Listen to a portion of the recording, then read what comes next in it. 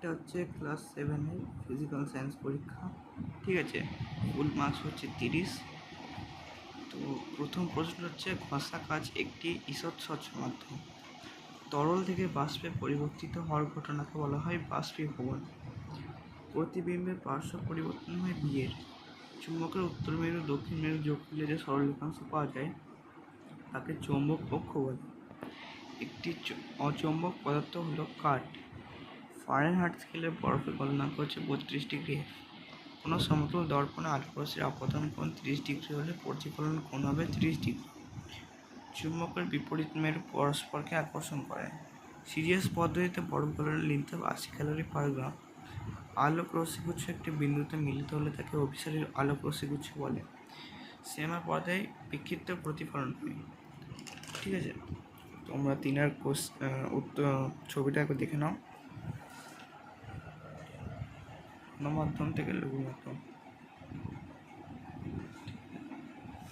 এবার চুম্বক উদাসীন অঞ্চল।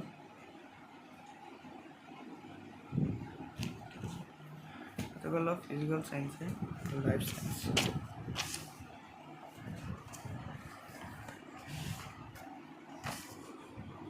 Physical science. রাতকানা রোগ হয় এ ভিটামিনের অভাবে।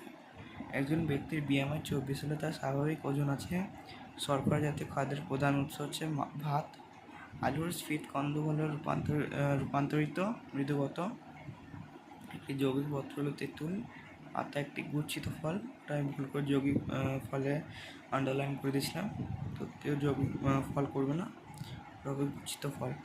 পৃথিবী পৃষ্ঠের প্রায় 75% জল আছে।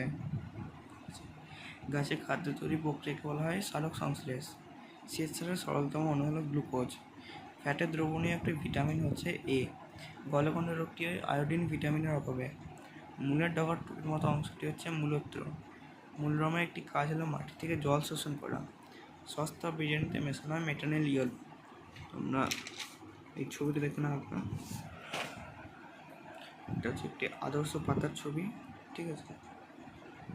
এটা হচ্ছে এই যে এটা গেছে, এটা হচ্ছে মধ্যশিরা, ঠিক আছে। হচ্ছে পত্র কিনারা, এটা হচ্ছে পত্রাগ্র, ঠিক আছে। তো টাটা।